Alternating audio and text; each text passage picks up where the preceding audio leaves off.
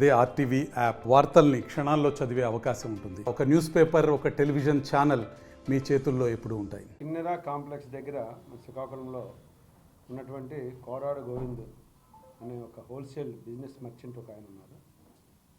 ఆయన ఇంట్లో 21వ తారీఖు సాయంత్రం సుమారు 6 గంటల సమయంలో ఒక గుర్తు తెలియని 3 వ్యక్తులు చాకులతో ఇంట్లోకి చొరబడి ఒక రాబరీ చేయడానికి వచ్చారు. ఇంట్లో ఆల్రెడీ ఒక బెడ్ రిడన్లో ఉన్నటువంటి ఒక వాళ్ళ తల్లిగారు, భార్య, అన్న కొడుకులు అందరూ కూడా ఇంట్లో ఉన్నారు. వీళ్ళు లోపలికి ఎంటర్ అయ్యేటప్పటికి ఎవరు లేరనుకొని ఒక్క ఆవిడే ఉందనుకుని ఎంటర్ అయ్యారు. ఎంటర్ అయ్యి ఇమ్మీడియట్ ఆడవాళ్ళు అందరూ ఉండడంతో ఈ చాకులతో వాళ్ళ మీద దాడి చేసి ఇంట్లో ఆ టేబుల్ దగ్గర వాళ్ళ దగ్గర ఉన్నటువంటి సుమారు 12,000 రూపాయలు క్యాష్ ఎత్తుకెళ్ళిపోయారు. ఎందుకంటే వాళ్ళు యాక్చువల్గా ఏంటంటే ఆ ముసలావిడ దగ్గర ఉన్నటువంటి బంగారాన్ని దోచుకెళ్ళాలనేది వాళ్ళ యొక్క మాస్టర్ ప్లాన్. బట్ ఎప్పుడైతే ఇంట్లో ఎక్కువ మంది ఉండి వాళ్ళు కౌంటర్ యాక్షన్ అనేది చేయడంతో వాళ్ళకి ఇంకా దారి తాచక ఇమీడియట్గా ఆ చాకులను అక్కడే పడేసి పారిపోయారు అన్నమాట. పారిపోవడంతో ఇమీడియట్గా కోరాడు గోవిందరావు గారు వచ్చి 1 టౌన్ పోలీస్ స్టేషన్లో కంప్లైంట్ ఇవ్వడం జరిగింది. ఇమీడియట్గా మా సిఐ గారు, ఎస్ఐ గారు, స్పాట్లు అలాగే సిబ్బంది అందరూ కూడా ఇమీడియట్గా ఇంటికి వెళ్ళడం, అక్కడ అంతా కూడా విచారించడం స్టార్ట్ చేయింది.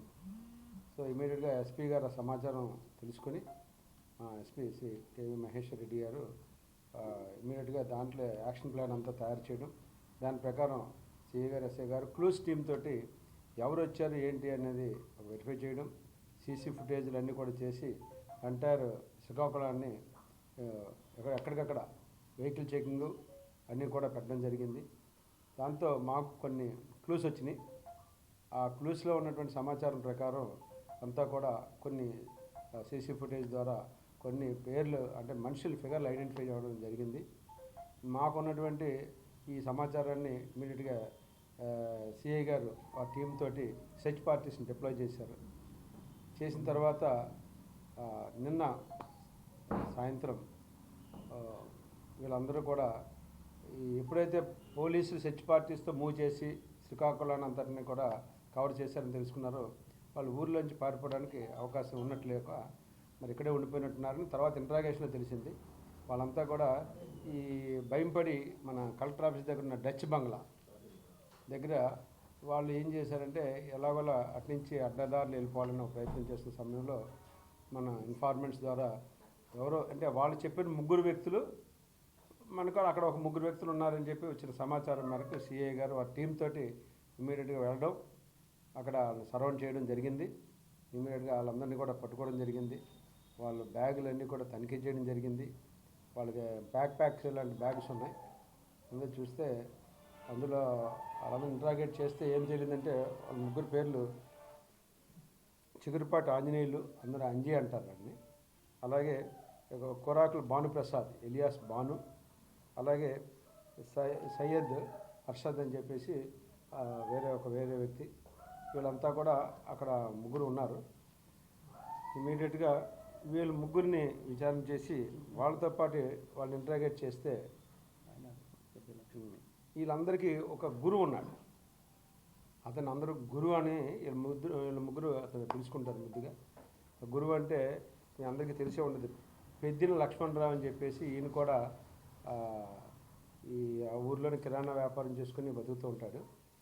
వీళ్ళు 3ని ఎంగేజ్ చేసింది అతనే.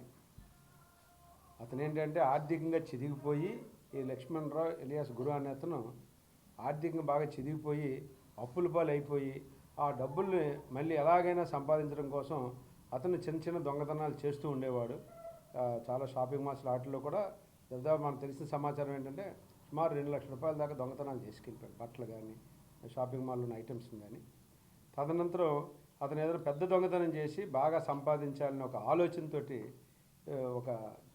ఈయన కిరాణా వ్యాపారం చేస్తున్నప్పుడు ఒక లారీ ద్వారా సామాన్లు తెచ్చేటువంటి ఒక వ్యక్తితో పరిచయం అయ్యి అతని ద్వారా నాకు నేరం చేయడానికి పని కావాల్సిన వాళ్ళు 3 కావాలంటే అతని ద్వారా ఈ 3ని ఎంగేజ్ చేసుకుని ఇందులో ఇద్దరిది భద్రాచలం, ఒకరిది మన నాగర్ కర్నూలు అనేటువంటి విలేజ్ అనమాట, 3ది. వీళ్ళందరినీ కూడా కాంటాక్ట్ చేసి వాళ్ళని ఇక్కడ తీసుకొచ్చి ఇక్కడ 2-3 నేరాలు చేయడానికి ముందు ఒక బ్యాంకుని నేరం చేయడానికి వాళ్ళు పురమాయించాడు. అది సక్సెస్ అవ్వలేదు. అది ఇండియా బ్యాంకు. ఆ తర్వాత అది ఎప్పుడైతే సక్సెస్ అవ్వలేదో ఇప్పుడు గోవిందరావు ఇంటికే అటెంప్ట్ చేశారు.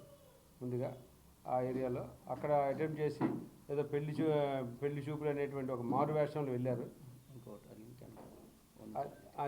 అది సక్సెస్ అవ్వలేదు. ఆ తర్వాత గోవిందరావు ఇంటి వెనకాతలు కూడా ఇంకొక నేరానికి ప్రయత్నం చేశారు. అది సక్సెస్ అవ్వలేదు. ఇలా ఇక్కడ 3-4 చోట్ల వీళ్ళు నేరాన్ని చేయడానికి ప్రయత్నం చేయడం, అది ఏది కూడా వాళ్ళు సక్సెస్ కాకపోయేటప్పటికీ ఈయన ఎవరైతే ఈ లక్ష్మణరావు అనే అతను ఈ ఇంట్లో గోవిందరావు ఇంట్లో అయితే మనకు బాగా బంగారం దొరుకుతుంది, చాలా కేజీ దాకా బంగారం వస్తుంది. ఆ ఇంట్లో ముసలావిడ ఒక్కతే ఉంటుంది కాబట్టి మీరు ఆ ఇంటి మీద అటాక్ చేయండి అని చూసుకుంటానని చెప్పి అతనే ఈ ఇంటికి ఎలాగెళ్ళాలి, ముందు డోర్లు ఎలా ఉన్నాయి, వెనకాతల దారి ఎలా ఉంది అని ఈ స్కెచ్ అంతా కూడా ఆయన ఇచ్చాడు.